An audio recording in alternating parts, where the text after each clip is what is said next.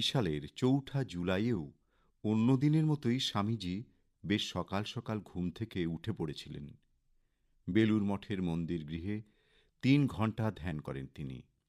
এরপর ছাত্রদের শুক্ল, যজুর্বেদ, সংস্কৃত ব্যাকরণ ও দর্শনশাস্ত্র পড়ান। পরে স্বামী প্রেমানন্দের সঙ্গে বেশ কিছুক্ষণ পায়চারি করেন, আলোচনা করেন রামকৃষ্ণ মঠের ভবিষ্যৎ নিয়ে। তাঁর কাছে একটি বিশ্ববিদ্যালয় তৈরির ইচ্ছের কথাও বলেন।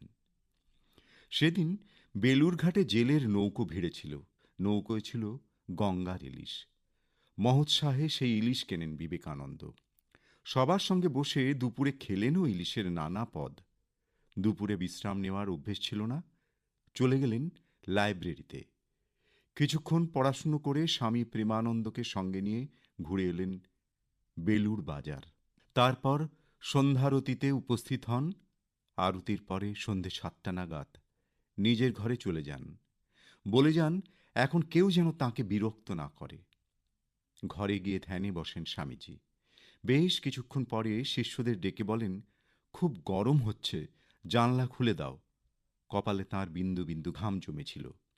শিষ্যরা হাত পাখা দিয়ে বাতাস করতে লাগলেন। স্বামীজি শুয়ে পড়লেন। কিছুক্ষণ পরে তার মুখ থেকে কেমন একটা শব্দ বেরোল। মাথা গড়িয়ে পড়ল বালিশ থেকে। মুখে কিন্তু স্মিত হাসি। রাত ৯টা নাগাদ সব শেষ। মৃত্যুর সময় তার বয়স ছিল মাত্র ৩৯ বছর ৫ মাস ২৪ দিন। মৃত্যুকেও খুব শান্তভাবে বরণ করেছিলেন স্বামীজি। তাঁর শিষ্যরা বলেন, স্বামীজি একটি বিশেষ উদ্দেশ্য নিয়ে পৃথিবীতে এসেছিলেন। সেই উদ্দেশ্য বা কাজ শেষ হওয়ার পরই তিনি মহাপ্রস্থান করেন। এখানে একটা কথা বলতেই হয়। ১৯০০ সালে তিনি সিস্টার নিবেদিতাকে লেখা এক চিঠিতে বলেছিলেন, এবার আমি বিশ্রাম চাই। অনেক কাজ করেছি, তবে কর্ম আমাকে ক্রমাগত নিজের দিকে টানছে। আমি জানি কখন ও কোথায় আমার বিশ্রাম।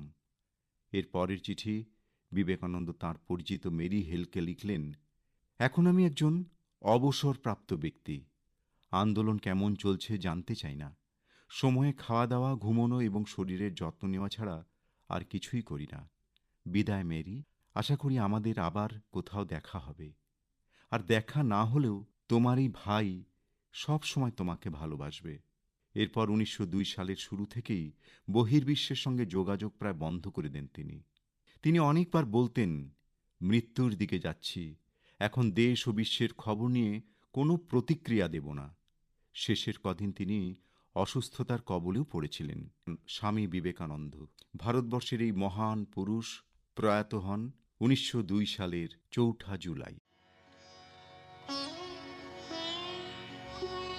নাহি সূর্য নাহি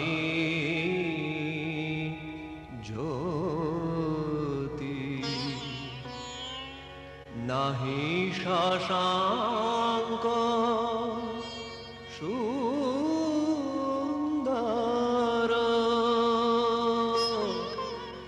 নাহি সূর্য নাহি জ্যোতি। চলে আসি প্রত্যুষার এ মাসের চিঠির বিষয়। প্রত্যুষার এ মাস অর্থাৎ জুলাই মাসের চিঠির বিষয়, জীবন মানে পদ্ম পাতায় জল। এ নিয়ে চিঠি লিখেছেন সর্বেশ্বর পাল, শশীভূষণ ঘোষলেন, মাহেশ হুগলি থেকে। জুলাই মাস ঘোরতর বর্ষার মাস।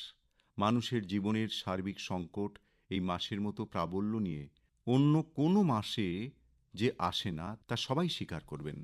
এই মাসেই তোমার বিষয় ভাবনাতে জীবনের অনিত্যতা এক অন্য মাত্রা যোগ করেছে।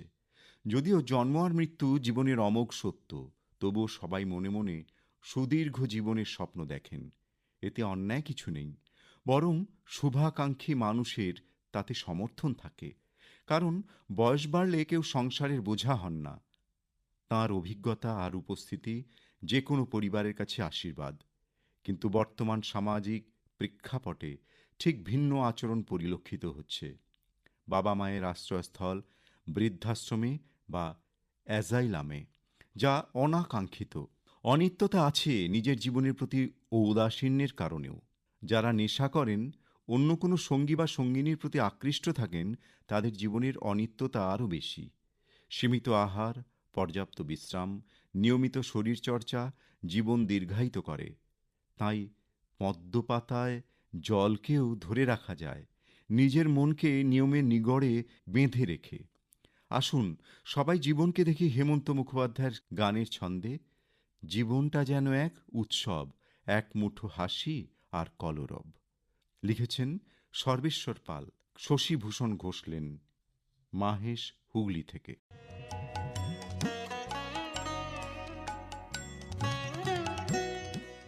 মৌসুমী মজুমদার দেশবন্ধু পাড়া শিলিগুড়ি থেকে লিখছেন, জীবন মানে পদ্মপাতায় জল, এই উপমাটির কাব্যিক সৌন্দর্য রয়েছে ঠিকই, তবে বাস্তব জীবনের এ বড় কঠিন সত্য। জীবনের প্রতিটি মুহূর্ত পদ্মপাতার জলের মতোই অস্থায়ী। সদ্য ঘটে যাওয়া ভয়ঙ্কর কিছু ঘটনার শুধু নীরব সাক্ষী হয়ে ছলছল চোখে চেয়ে রইলাম। সেই নির্মম পরিণতি আমাদের মনকে গভীরভাবে নাড়িয়ে দিয়েছে। জীবন, এই ছোট্ট শব্দটির ভেতরে লুকিয়ে আছে অগণিত সম্ভাবনা, অনুভূতি আর অনিশ্চয়তা। সম্পর্ক, খ্যাতি, অর্থ, মায়া সবকিছু আমরা আঁকড়ে ধরতে চাই। বাস্তব যতই কঠিন হোক না কেন, জীবনকে নিজের ইচ্ছে মতো করে সাজিয়ে তুলতেই ভালোবাসি। মোহ মায়ার বশবর্তী হয়ে ভাবি সব আমাদের নিয়ন্ত্রণে, কিন্তু বাস্তবতা বলে জীবন জলের ফোঁটার মতো, যে নিজের ইচ্ছে পথ বদলায় না, সময় তাকে গড়িয়ে নিয়ে যায়।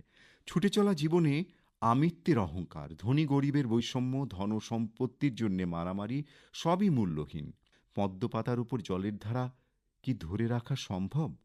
তেমনি ক্ষণস্থায়ী জীবনে যে আনন্দ আজ মনকে ভরিয়ে তোলে, কাল তার অস্তিত্বটুকুও খুঁজে পাওয়া যায় না। জল যেমন স্বচ্ছ, তেমনি বাহ্যিক জীবনের সব কিছু সুন্দর মনে হয়। আনন্দ দুঃখের মুহূর্তগুলো আঁকড়ে ধরে রাখতে চাইলেও জলের মতোই তলিয়ে যায় স্মৃতির অতলে। জীবনের প্রতিটি মুহূর্তকে প্রাধান্য দেওয়া উচিত।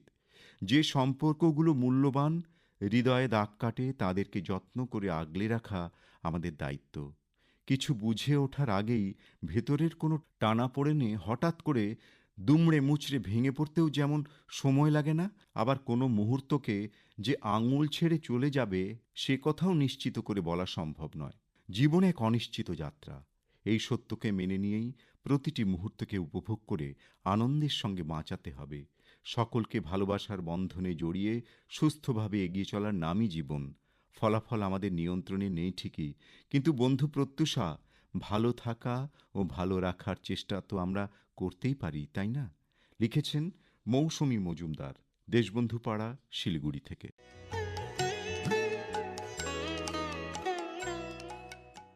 হীরালাল ঘোষ, খাগ বৈকুণ্ঠপুর, পাঁচাল, বাঁকুড়া থেকে লিখছেন, বিষয় ভাবনায় সর্বাঙ্গীন সত্য স্পষ্ট প্রতীয়মান। মহাভারতের যুধিষ্ঠির ও উপধাবেশী বকের প্রশ্ন উত্তরে আছে, প্রতিদিন জীব যায় যম ঘরে, মানুষ শুনে বলে ও মারা গেছে, যেন সে অমর। এই মৃত্যু শব্দবন্ধ বেশ রহস্যময়। আমরা মনে করি চেনে না সময় অসময়, এ আমাদের ভুল ধারণা। যে যখন যায় তার নির্ধারিত সেটাই সময়। অভিমন্যুর মৃত্যুও তো ভাবায়। আমরা সংসারী কুটিচক সন্ন্যাসী হলে তো সংসার চলে না। তাই জীবন জীবিকার খোঁজে রবির উদয় অস্তের মাঝে নানা কাজে ছোটাছুটি, বাসে, ট্রামে, ট্রেনে, এরোপ্লেনে, জলযানে। পথে পথে থাকে জীবনের ঝুঁকি। বেতাল হলেই মরণ, আবার বেতাল না হলেও হতে পারে মরণ, সে যে বিধির বিধানে ধার্য করা থাকে। জীবন মানে পদ্ম পাতায় জলের মতো, সদা করে টলমল, আবার পাতায় দাগও লাগে না, তাই ছলকে পড়ে যখন তখন। ওই যে বলি তাল বেতাল, আমি বেতালে নিয়ম ভেঙে মোটর সাইকেল চালালে মৃত্যু হতে পারে কোথাও সজোরে ধাক্কা মেরে। আবার আমি যদি নিশ্চিত মনে ঘরে বসে আহার করি কিংবা আরামে শুয়ে থাকি, হঠাৎ বাজ পড়ে না হয় পুরনো ছাদ ধসে প্রাণ যেতেও পারে। ঘরে বসেও প্রাণের নিশ্চয়তা আছে কি? এই সেদিন 12ই জুন ভয়াবহ প্লেন দুর্ঘটনার সময় ডাক্তারি ছাত্র ডাক্তারবাবুরা বা পাশাপাশি মানুষজন কি ভেবেছিলেন এক্ষুনি প্রাণ যাবে? ওনারা তো ঘরের ভেতর সুরক্ষিত ছিলেন। তাও তো প্রাণ গেল চলে। কার দোষে? সে পরে বিচার্য বিষয়। এ বিষয় লক্ষিন্দর বাসর ঘরে নির্মাণের কৌশলে কপটতার কূটকৌশল ভাবায়। ওই যে প্রবাদ বাক্য, মাটি কাটি দংশে সর্প আয়ুহীন জনে। আমাদের পথ চলার কোথায় কবে শেষ আমরা জানি না। জানি না বলেই থেমে গেলে মনস্তাপ করি, কারো পরে দোষ চাপাই যার কোনো অর্থ হয় না। পদ্ম পাতায় জলের স্থায়িত্ব কতটুকু, এই আছে এই নেই। আমাদের জীবনও তাই, তার বহু প্রমাণ রয়েছে কালে কালে। তাই যতক্ষণ আছি থাকি না সত্য সুন্দরের সাথী হয়ে। জল তো জলেই মেশে, আমরাও মিশে যাই অনন্ত ব্রহ্মের সাথে আনন্দলোকে। মৃত্যুই তো সর্বাঙ্গ সুন্দর, চিরসত্যের প্রতীক। আবহমানকাল, তা মেনে নিতে হয়। সে যে নির্ধারিত সময়, সে যে সদানন্দময়। লিখেছেন হীরালাল ঘোষ, খাগ বৈকুণ্ঠপুর, পাঁচাল, বাঁকুড়া থেকে।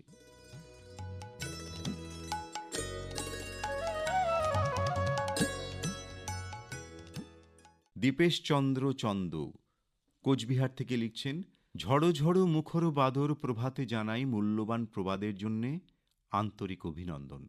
জীবন মানে পদ্ম পাতায় জল, এই শাশ্বত প্রবাদটি জীবনের নশ্বরতা এবং পরিবর্তনশীলতাকে বোঝায়। জীবন ক্ষণস্থায়ী পদ্মপাতার উপর জলের ফোঁটা, যা অদৃশ্য হয়ে যাওয়ার মতো। এটি সত্য, বাস্তব। পদ্মপাতার উপর জলের ফোঁটা স্থির থাকে না। সর্বদাই চঞ্চল যেমন, তেমনি জীবনও চঞ্চল, অস্থির ও পরিবর্তনশীল। জীবন পথে উত্থান পতনের নাট্য কাহিনী আমাদের মনে করিয়ে দেয় জীবন মূল্যবান, প্রতিটি মুহূর্ত উপভোগ্যের। অর্থাৎ জীবন সীমিত সময়ের জন্য, ক্ষণস্থায়ী। গানের কথায় আছে, জীবন তো পদ্মপাতায় শিশির বিন্দু, মরুভূমির বুকে যেন বিষাদ সিন্ধু। তবুও বলবো, জীবন পদ্মপাতার উপর জলবিন্দুর মতো স্বচ্ছ আর ক্ষণিকের অতিথি। এটা স্বীকার করে নিলে কষ্ট হবে না। মনে পবিত্রতা নিয়ে বাঁচাই জীবনের লক্ষ্য হওয়া উচিত। তাতে জীবন নশ্বর হলেও বেঁচে থাকবে শাশ্বতকাল তার কর্মের মধ্যে। বন্ধু, জীবনে কখন কি অপেক্ষা করে আছে তা সত্যিই ভীষণ অজানা। যে বা যিনি সঠিক পথ ধরে রাখতে পারবে, দিনও শেষে সেই বিজয়ী। সুন্দর উজ্জ্বল পদ্মপাতার উপর স্বচ্ছ জলবিন্দুর মতোই অনুপমের। যারা হেরে যায় তারা কিন্তু স্বপ্ন দেখতে ভোলে না। ছোট্ট বুকে ছোট্ট আশা আর স্বপ্ন বোধহয় আমাদের বাঁচিয়ে রাখে। নিথর জীবনে একটু হলেও গতির সঞ্চার করে কিছু স্বপ্ন, কিছু আশা জীবন প্রবাহে। জীবন প্রবাহমান নদীর মতোই, সুযোগ বুঝে দিক পরিবর্তন করে। বছর দশেক আগে যা ভেবেছি, যে স্বপ্ন দেখেছি, কিন্তু বর্তমানে আমরা কি দেখছি বন্ধু? জীবন নিয়ে আসে কখনো সার্থক আনন্দ, আবার কখনো কুহেলিকার প্রশাসনে বিধ্বস্ত জীবনের হাহাকার। মনে হয় ধ্বংসের স্তূপে একটু বাঁচার আশায় পথ হাতড়াচ্ছে স্থির হয়ে থাকার। অজান্তেই তবু অনেক স্বপ্ন ভিড় করে আসে আশাহত জীবনে। প্রাপ্তি অপ্রাপ্তি নিয়েই আমাদের জীবন, আগামী দিনের জীবন। প্রবাদটি আরও বুঝিয়ে দেয়, সঠিক সময় সঠিক কাজ করতে হবে, অন্যথায় জীবন হবে পদ্মপাতায় জলবিন্দুর মতো অস্থির, চঞ্চল, ক্ষণস্থায়ী। স্বচ্ছ দৃঢ় প্রতিজ্ঞা সাফল্যের মুখ এনে দেবে। বন্ধু, মানুষ তো একটু হাসি মুখে বাঁচতে চায়, শত শত স্বপ্নের টুকরো পূরণের খাতায় জমা রাখতে, আর বাকিটা স্বপ্ন স্বপ্নই থেকে যায়, অনেকটা পদ্মপাতায় গড়িয়ে যাওয়া জলের মতো। তোমার প্রবাদটি আসলে সৌন্দর্যর দুর্বলতার প্রতীক। তোমার মূল্যবান প্রবাদটি জীবনের ক্ষণস্থায়ী মুহূর্ত, আনন্দ, দুঃখ, অভিজ্ঞতা এবং সম্পর্কের প্রতীক, যা মুহূর্তে আসে আবার চলেও যায়। এটাই চিরন্তনের শাশ্বত উপলব্ধির। সবার জীবন হোক পদ্মপাতার জলবিন্দুর মতো উজ্জ্বল, সুন্দর। লিখেছেন দীপেশচন্দ্র চন্দ, কোচবিহার থেকে।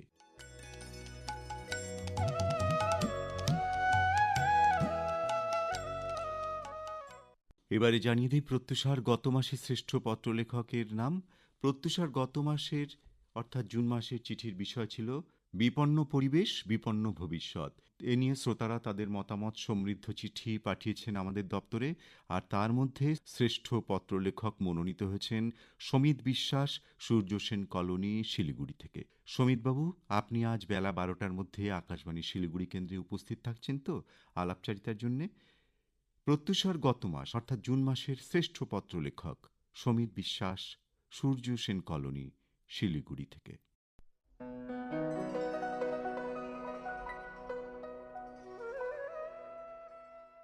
প্রত্যুষার জুলাই মাসের বিষয় ভাবনা, জীবন মানে পদ্ম পাতায় জল।